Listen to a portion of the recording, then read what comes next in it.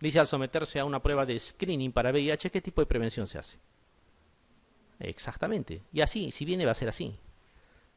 Y les aseguro que hasta en esta pregunta va a haber muchos que van a marcar mal, porque van a pensar que es primaria, ¿no? Y en realidad es secundaria, ¿ya? Es secundaria. ¿Cuál sería el tipo de actividad primaria aquí, con el mismo objetivo? Sería pues intentar que haya monogamia, intentar que la gente se proteja, que use preservativo, que no tenga parejas eventuales, que no practique conductas sexuales de riesgo, ¿no?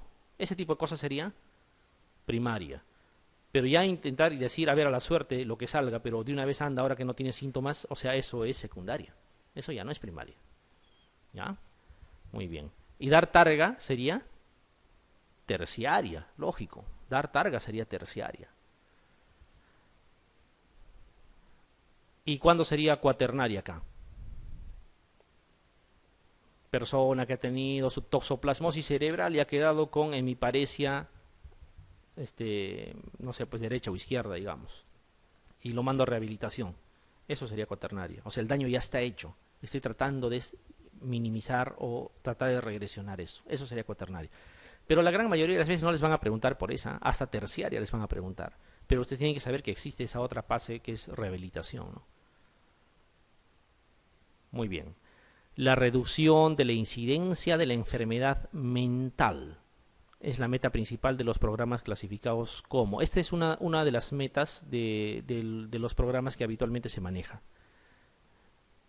Solamente para redondear la idea de lo que ya hemos hablado. Dice la reducción de la incidencia de la enfermedad mental. ¿Incidencia qué es? Casos nuevos. Quiero evitar que aparezcan más casos de enfermedad mental. ¿Qué tipo de actividad sería? ¿Primaria, secundaria, terciaria, de rehabilitación o ninguna? ¿Qué opinan?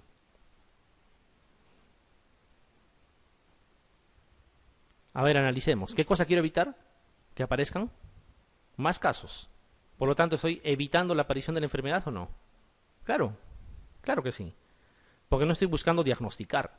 Lo que estoy buscando es evitar que aparezcan casos nuevos. Por lo tanto, trabajaré en las personas que están probablemente sanas y que tienen factores de riesgo, ¿no? Para evitar. Terciaria no es porque sería ya que estaría tratando la enfermedad mental, ¿no? ¿Se entiende? Ya. Lo que dirían es no se dejen pescar con este tipo de preguntas. A ver, de acuerdo a la medicina basada en la evidencia, por encima de los 65 años, los programas de screening, justo lo que les comentaba hace un rato, preventivos, dice, ¿no? De tumores, solo están recomendados para qué. Acá dice pulmón, próstata, colon, mama, cervix, pulmón. Bueno, hay varias combinaciones. Algo ya les había comentado de que próstata tenía que estar, ¿no? ¿A qué me refiero? La gente le gusta usar marcadores tumorales en los diagnósticos. Vienen personas y le dicen quiero hacerme un chequeo general, ya, bueno, hacen el examen general y en los exámenes de laboratorio que solicitan, a veces nos gusta pedir marcadores tumorales. Lo cierto es que no todos los marcadores tumorales están justificados porque no te sirven de screening. El que más es representativo de esto, y lo hemos dicho, es el de próstata, ¿ya? Un PSA elevado es inequívoco casi de que haya cáncer de próstata, ¿ya? Entonces, próstata sí ingresa, ¿ya? Entonces, por lo tanto, eliminado la alternativa D, eliminado la alternativa C. Nos quedaría A, B y E. ¿Cuál es el otro que funciona? Lo que les había comentado. Colon. Por lo tanto, chao la alternativa E y nos quedaría justo la A y la B. ¿Ya? Próstata y colon, próstata y colon. ¿Cuál es el otro que se debe considerar? ¿Pulmón o mama? ¿Qué creen? Que la lógica les ayude. Sin miedo, todos. Entre mama y colon, ¿cuál elegirían como primera opción? Claro, lógico. Y ahí justamente es eso. Ya cuando uno revisa evidencia médica, evidencia científica, ya esos programas de screening, y ojo, no estamos hablando de screening laboratorial necesariamente. Al decir programas de screening, ¿qué significa? que digamos a toditos los varones mayores de 40 años les vamos a hacer tal examen porque es necesario y costo-beneficio, costo-efectividad, vale la pena porque podemos diagnosticar a tiempo el cáncer de próstata. Eso significa programas de screening. Y no se hace lo mismo en el cáncer de mama. Toda mujer que tenga esta edad se le sugiere que se haga su mamografía anual y todo lo demás, ¿no es cierto? Que se haga su autoexamen de mamas. Entonces está demostrado que eso rinde, que es productivo, que es beneficioso y que se puede evitar muchas veces situaciones peores cuando se trabaja con próstata, con mama y colon también, ¿ya? Pero no es lo mismo para cáncer de pulmón. O sea, hacer un screening a toda la población para ver si hay cáncer de pulmón no tiene mucho sentido, ¿ya? No tiene mucho sentido. ¿Sí?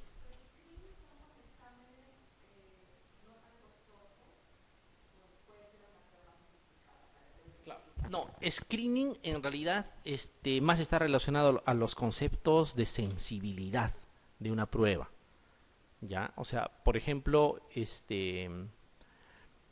independientemente de que sean costosos, de que sean sofisticados los exámenes, por ejemplo, el tacto rectal, en el caso del cáncer de próstata, es un elemento sumamente valioso, altamente rendidor. Una persona que tiene expertise en hacer tacto rectal fácilmente puede detectar qué persona o quién y quién no está, digamos, con el riesgo de sí tener un cáncer de próstata, por ejemplo. ¿Ya? Ahora, la mamografía es otra de las situaciones altamente rendidoras. ¿Por qué?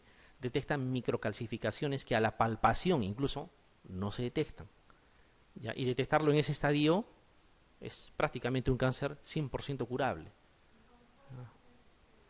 Con el colon, a partir de los 65 años hay que ver la pérdida de sangre en heces, ¿no? El Tevenon, sí, para inicio. No es que van a hacer colonoscopia toditos o van a hacer resonancia magnética, ¿no? Eso no les ayuda mucho. Y aprovechando la pregunta, cuando ustedes tengan en un caso clínico una persona adulta que les hablen de que tiene anemia, por ejemplo, y no les dan un diagnóstico claro y justo les piden el diagnóstico, piensen como una posibilidad de cáncer de colon, ¿ya? Piensen como una posibilidad de cáncer de colon. Toda persona, incluso en la vida práctica, toda persona adulta mayor con un síndrome anémico, ¿ya? Que tenga características de anemia microcítica, obviamente hipocrómica, o sea, anemia por pérdidas, y no hay un foco claro, o sea, no es una persona que tiene, digamos, hemorragia digestiva, no es una persona que, ¿no? Piensen en esa posibilidad, ¿ya? Piensen en esa posibilidad y hay que ver la pérdida justamente a nivel de tracto digestivo, ¿no? Entonces, estos son los tres que valen la pena, ¿ya? Mama, próstata y colon. No se olviden, ¿ah? Muy bien. Todas las siguientes son actividades de prevención primaria, excepto, dice, a ver, elijan cuál. Claro, mamografía no puede ser primaria, pues, porque la idea de la mamografía no es evitar que aparezca el cáncer de mama, sino diagnosticarlo precozmente, definitivamente. ¿Ya? Pero miren, consejo antitabaco, quimioprofilaxis, quimioprevención, que al final son términos relativamente similares, ¿ya? Que para algunos pueden ser equivalentes, no son la alternativa, obviamente. Inmunizaciones también, ¿no? Inmunizaciones es el ejemplo más claro de prevención primaria, ¿ya? En personas sanas, obviamente. Acuérdense que la promoción de la salud parte de personas sanas, ¿ya? Parte de personas sanas. Muy bien. Sí, doctor.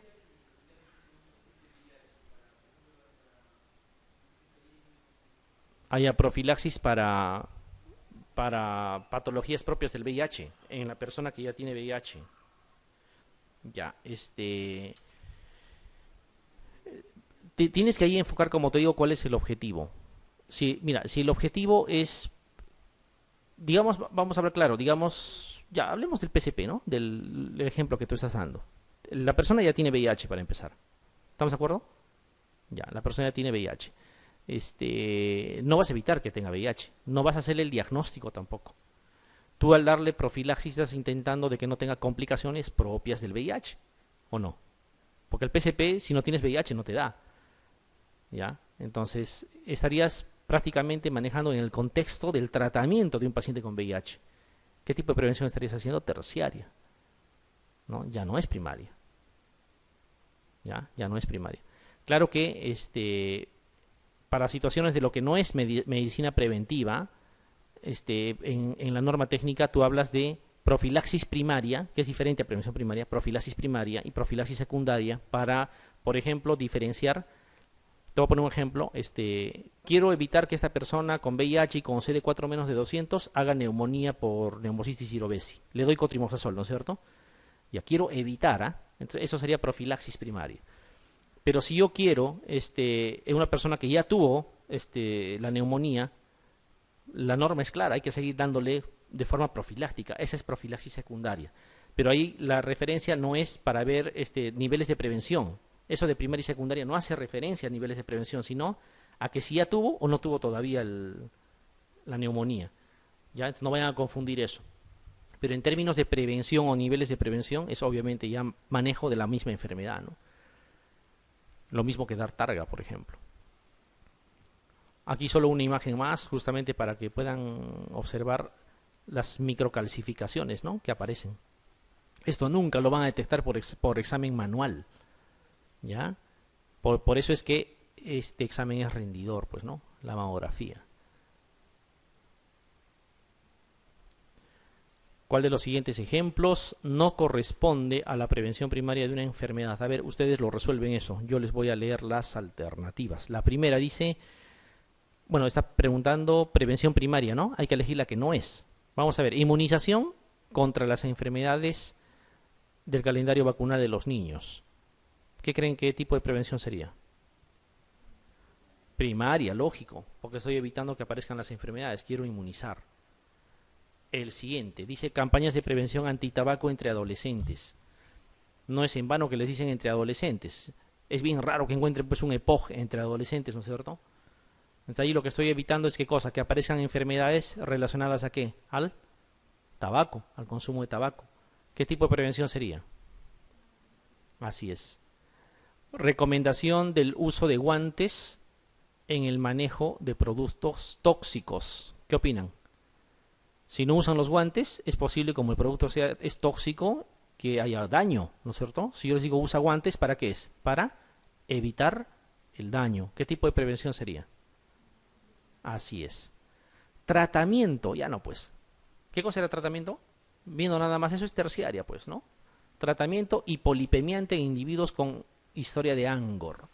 ¿Eso qué sería? Terciaria. ¿Ya? ¿Y será o no? A ver, vamos a ver. ¿Y cuál sería la primaria en esa situación? Evitar de que aparezcan las dislipidemias, ¿no es cierto? Eso sería primaria. Secundaria, diagnosticarlas a tiempo. Y esta que es terciaria, tratamiento. Porque el otro que dice fluorización de las aguas para prevenir la caries dental, eso sería primaria también. ¿Cuál es el que no corresponde a prevención primaria? La alternativa D. Ya quedó claro, ¿no? Ya quedó claro, listo. A ver, rematamos. Dice un varón de 50 años de edad, diagnosticado de enfermedad pulmonar obstructiva crónica desde hace 5. O sea, ya tiene 5 años con EPOG, ¿no es cierto? Fumador desde los 15, ya tiene 50 años. Imagínense 35 años fumando. Bebedor de 60 gramos de alcohol al día. Diario toma. ¿Ya? Acude por primera vez al centro de atención primaria. O sea, todo esto le ha pasado en la vida y recién está yendo por primera vez. Si se le aconseja que deje de fumar, ¿se está haciendo qué cosa? Atención curativa, prevención secundaria, prevención primaria, promoción de la salud, prevención terciaria. A ver qué opinan. ¿Para qué le dirían que deje de fumar? ¿Para que no aparezca la EPOG? La EPOG ya la tiene, ¿no es cierto? ¿Con eso le están diagnosticando? Si le dicen que deje de fumar, tampoco. ¿No sería parte del tratamiento? Cuando ustedes leen EPOG, ¿qué es lo primero que tienen que hacer? Abandonar el hábito tabáquico, parte del tratamiento. ¿Qué tipo de prevención están haciendo? Así es, prevención terciaria. Entonces ya no tengan temor en elegir, ¿ya? Fíjense que esa misma recomendación de dejar de fumar en otro grupo, como en el caso que veían anteriormente, en un grupo de adolescentes, vendría a ser prevención primaria. Pero tienen que ver el contexto, ¿ya?, de qué cosa es lo que se está buscando. En este caso se está buscando evitar complicaciones, porque esa persona que ya tiene el EPOG, si sigue fumando, cada vez va a empeorar más, ¿no? Esa es la idea. Evitar complicaciones terciarias, entonces. ¿Cuál de las siguientes afirmaciones sobre las actividades de prevención primaria es cierta? ¿Ya? A ver, vamos a ver. Elijan cuál, a ver, lean todo. Dice, se actúa sobre los factores causales o de riesgo. Se actúan cuando se han producido complicaciones de la enfermedad diagnosticada. Se actúa en la fase presintomática de la enfermedad diagnosticada. Su objetivo es detectar precozmente la enfermedad y otros se basan en pruebas de cribaje. ¿Qué opinan? ¿Cuál sería prevención primaria? La alternativa A, por supuesto, porque lo que están haciendo es trabajar en los factores de riesgo o causales. ¿Para qué? Para que no aparezca la enfermedad. Ahí vamos a analizar, no vaya a ser que algo parecido venga así, cada alternativa como una pregunta. Dice, se actúa cuando no se ha producido complicaciones de la enfermedad diagnosticada. ¿Esta frase a qué cosa correspondería? Claro, no hay complicaciones todavía, ya, pero actuando ahí, esto sería más o menos terciaria, ¿no es cierto? ¿O no? ¿Sí? Estamos evitando complicaciones. La siguiente dice, se actúa en la fase presintomática de la enfermedad diagnosticada. Lo mismo, ya está diagnosticada, secundaria ya no puede ser. Primaria peor. O sea, nuevamente, terciaria. Así es como tienen que ubicarse. El siguiente dice, su objetivo es detectar precozmente la enfermedad. Eso necesariamente es secundaria, ¿no es cierto? Pruebas de cribaje. También es secundaria. Todo lo que sea diagnóstico es secundaria. Muy bien. Me quedo tranquilo entonces. ¿Ya? Entonces no hay más cosas que les puedan preguntar. Y lo más obvio es que sean preguntas simples, directas. ¿Ya? Pero por si acaso, si quieren enredarles en alguna alternativa, ya tenemos ahí las posibilidades. Otra cosa importante en medicina preventiva es la quimioprofilaxis. ¿Ya? La quimioprofilaxis.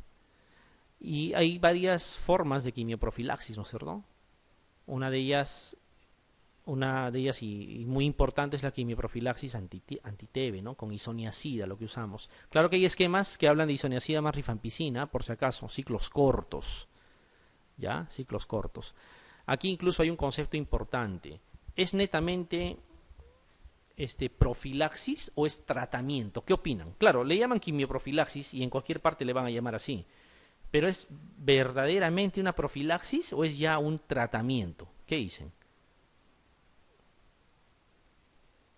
¿Qué es lo que intentamos hacer cuando damos isoniazida? ¿No es evitar que esa TB latente se active o no? O sea, ¿qué sería? ¿No sería un tratamiento en realidad de una TB latente? Claro, no es evitar de que ingrese, porque si fuese así no se necesitaría quimioprofilaxis. Usaríamos pues mascarillas, ¿no? Por ejemplo, ¿no? Para evitar la TB pulmonar. Pero en realidad no es eso. Cuando damos isoniazida, lo que estamos haciendo es tratar una tuberculosis que ya existe de forma latente. ¿Alguien quería preguntarme algo? Sí, doctor. Claro, está bien. Tú lo dices, estás evitando la enfermedad, pero ya están infectados, lo más probable. Claro, o sea, es como nosotros, toditos estamos infectados. Pero, claro que sí. Pero es más, la primoinfección se da en ¿quién? En niños, no en adultos. Eso es un concepto importante. ¿Ya? O sea, cuando nosotros damos isoniazida o cuando tomamos... Por ejemplo, ¿qué objetivo sería que nosotros tomemos isoniazida como personal de salud? Evitar, ¿no?, de que haya una TBC por reactivación. Estamos tratando la infección que ya está ahí. ¿Ya? Pero a eso se le llama quimioprofilaxis. Así de simple. Cuando damos a las personas menores de 15 años contactos cercanos de las personas diagnosticadas de tuberculosis pulmonar, y eso es lo que la doctora comenta, lo que estamos haciendo es justamente lo mismo, ¿no? No estamos evitando de que el niño, porque dígame, tomando isoniazida, hagan lógica, una tuberculosis pulmonar, ¿podríamos evitar que una tuberculosis pulmonar ingrese al árbol respiratorio tomando isoniazida? No, ¿no es cierto? No hay forma de evitar eso. Además, al momento del diagnóstico asumimos que probablemente ya existe infección, ya ha habido contagio. Lo que evitamos es de que se active, ¿ya? Y para eso usamos la quimioprofilaxis. Por eso que incluso hay algunos autores, y eso es importante, eso ya es una situación de debate, ¿no? Pero en realidad es importante que lo tomen en cuenta, que están en contra de la profilaxis, porque dicen, estamos tratando con monoterapia a una tuberculosis. ¿Ya? Y en realidad sí, sí es así. Estamos tratando con monoterapia, solo con isoniazida. Entonces, si ustedes lo observan así, no sé, van a tener sus dudas, como las tengo yo, por ejemplo.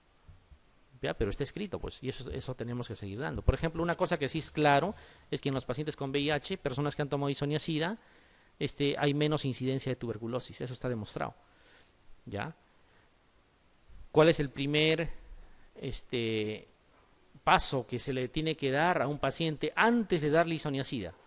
El primer paso es estar 100% seguro que no tiene TB activa. Porque si no, imagínense, tiene TB activa y le están dando solo isoniazida. Ahí estaríamos en problemas serios.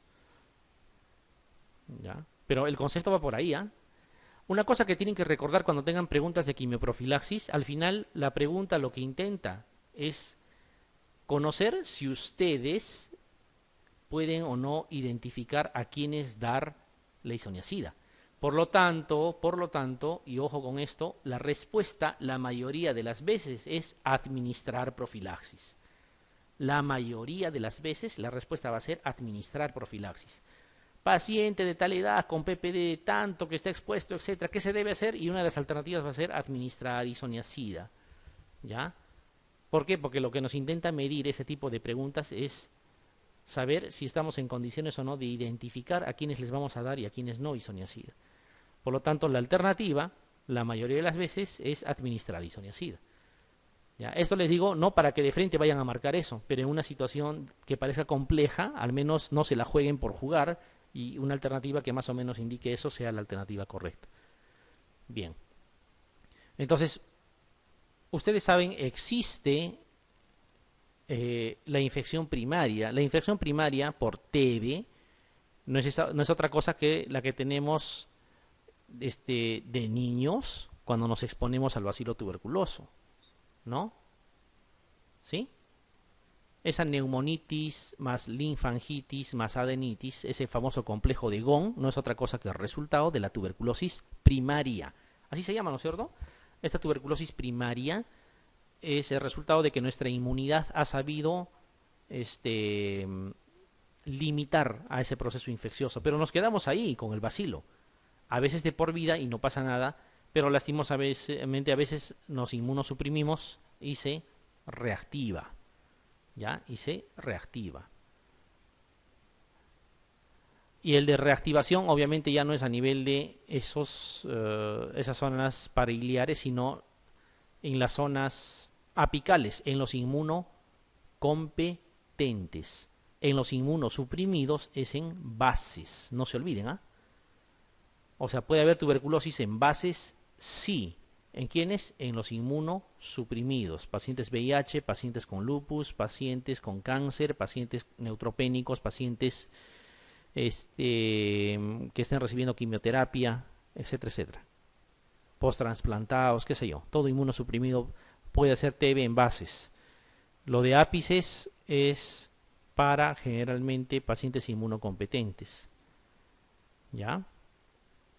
Bien, ¿qué más tenemos que recordar desde el punto de vista profiláctico? Que esa profilaxis que le llamamos no es otra cosa que administrar tratamiento para una infección que ya está ahí. ¿Ya? ¿Cuánto usamos? Claro, y en un adulto, lo estándar es ¿cuánto?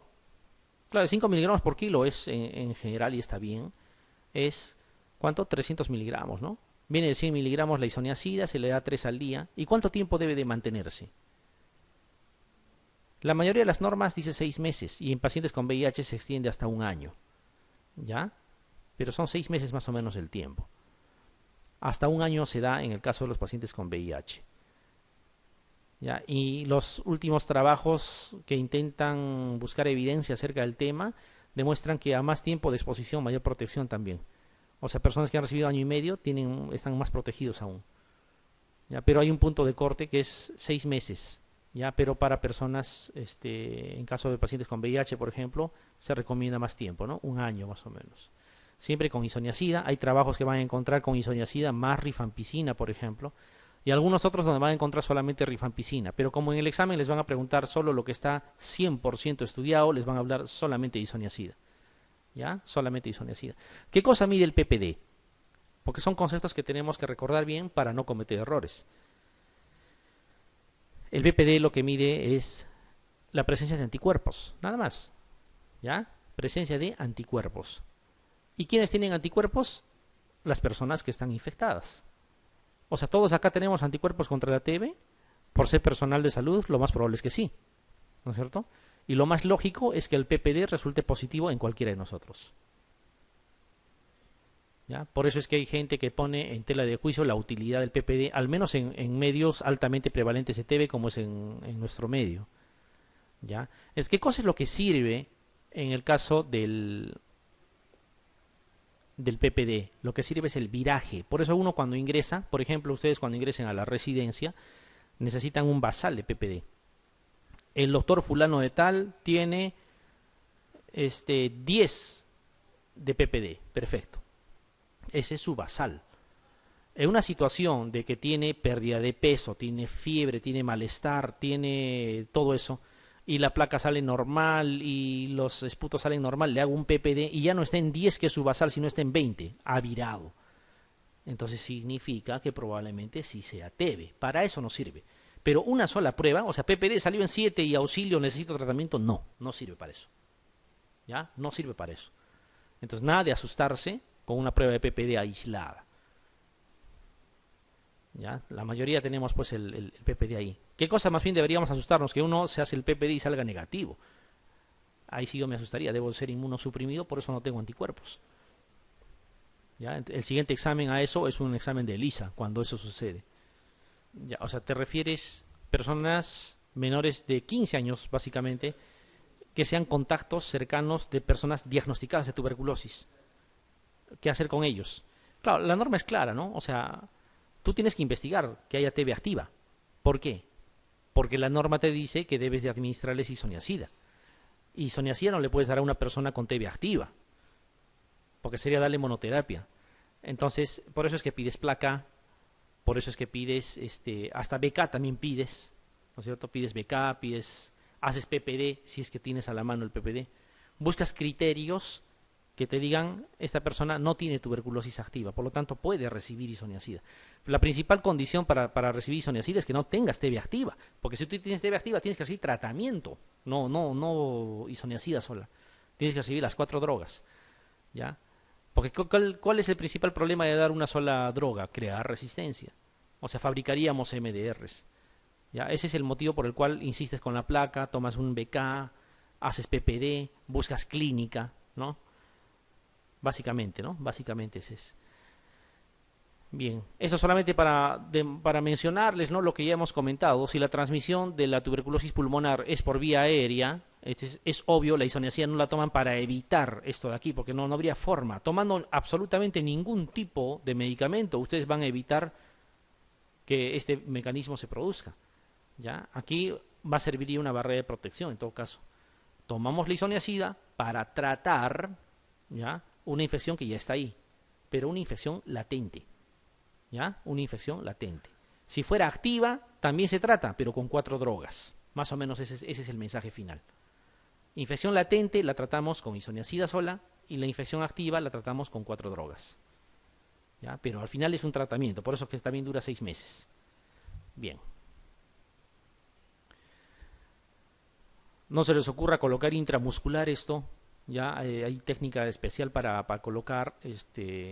Al final lo que se lectura es la induración, ¿no? No es el eritema, que puede ser todo lo que estoy mostrando. Solamente la induración, la pápula que se forma. Acá dice de 48 a 72 horas, pero es básicamente a las 72 horas, ¿no?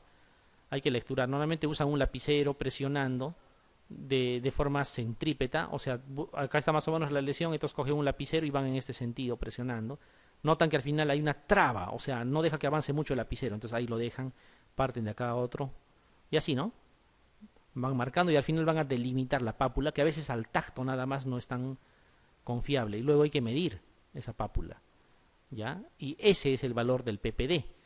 PPD solo no significa infección activa, significa infección, sí, por algo tienes anticuerpos, pero no es una infección activa necesariamente, ¿ya? Ahora, ¿qué sería en el caso de un lugar donde no existe TB? Donde no existe tuberculosis, como en el caso del, digamos, en el Perú sí hay, pero digamos, en otra realidad, digamos, europea, donde no hay TB, es obvio que no tengo por qué tener anticuerpos contra la TB, porque no hay tuberculosis. Y si ahí tengo un PPD positivo, ¿qué significa? Eso es otra cosa, ¿no? En un medio que no sea endémico, es otra cosa. Un PPD sí puede significar una cosa seria. En nuestro medio no. ¿Ya? En nuestro medio todos debemos de tener PPD positivo. Bien. Ahora, nosotros formamos anticuerpos después de la vacunación, ¿o no? ¿Sí o no? ¿La vacunación con el BCG sirve para que formemos anticuerpos? Sí. Por lo tanto, ¿qué pasaría si a todos los vacunados les hago PPD? Todos van a tener anticuerpos y todos van a tener PPD positivo. Por eso otra de las situaciones, en lugares donde es universal la vacunación, también el PPD deja de tener valor diagnóstico. Sin embargo, sí sirve para medir si tenemos o no anticuerpos. ¿Se entiende la cosa, no? Claro que van a tener una clase, ¿eh? Creo que es el día viernes, de inmunizaciones en niños, y justamente van a hablar bastante lo que es el PPD, la BCG, ¿ya? En niños. Bien, ¿se entiende la cosa, no? ¿Se entiende la cosa? Más o menos el significado del PPD. Bien. Miren, según diversas situaciones. Miren lo que puede pasar. Cuando las personas no han recibido vacuna con BCG, cosa que no es nuestro caso, porque en nuestro medio todos, la mayoría, si no son todos, tienen vacuna por BCG. Nosotros si encontramos 5 milímetros o más, por ejemplo, decimos es infección tuberculosa. Hasta en esta situación, una pápula menos de 5 milímetros no indica nada. Entonces, vuelvo a repetir, no asumamos el PPD como una situación alarmante, no lo es. ¿Ya? Cuando una persona tiene el antecedente de BCG, de haberse colocado la BCG, como es en el caso nuestro, y es contacto íntimo o contacto frecuente o cercano, como quieran, de una persona BK positivo, recientemente diagnosticada, lo que habíamos comentado, ¿no? Un valor de 5 milímetros o más recién se considera más o menos significativo. Con menos de 5 milímetros, nada que ver. ¿Ya? Nada que ver. Pero no significa que eso signifique darle tratamiento antituberculoso con 4 drogas. Simplemente significa que tiene anticuerpos, que tiene infección, ¿no? Y así hay algunas cosas importantes. Sin embargo, fíjense en los pacientes infectados con VIH, y esto podría ser una pregunta de examen. Cualquier tipo de medida, cualquier induración, significa que hay infección por tuberculosis, ¿ya? En los pacientes infectados con VIH. Cualquier valor significa que hay infección por tuberculosis. ¿Por qué cualquier valor? Porque justamente son inmunosuprimidos y lo que es de esperar es que no se forme pápula, a pesar de que estén infectados. ¿Ya? Un paciente con VIH no tiene anticuerpos por ser inmunosuprimido. A veces ni contra el mismo VIH, por eso es que su ELISA en estadios avanzados sale negativo. El Western blot en estadios avanzados puede salir negativo. O sea, no es una regla de oro tampoco. Ya, entonces, basta que aparezca una induración, no interesa la medida o por muy pequeña que sea, ya se considera positivo en los pacientes con VIH. ¿Qué cosa le llamamos viraje tuberculínico? Y eso también es importante. Lo que les decía, el doctor fulano de tal ingresó y su valor basal es 10 en su primer año de residencia. ¿Ya? Vamos a decir que es un viraje positivo cuando la diferencia entre una y otra medida es por lo menos 5 milímetros. Acá dice 5 milímetros o más, que es equivalente a decir lo mismo. ¿Se entiende? ¿Ya? Si encontramos 10 y al salir a sus vacaciones está con 13, se considera que es el mismo valor. Pero si tiene 10 y en el otro tiene 16, pasó el mínimo de 5 milímetros, ahí sí hay un viraje. Debe haber algo que justifique eso. ¿Se entiende? Ya, muy bien.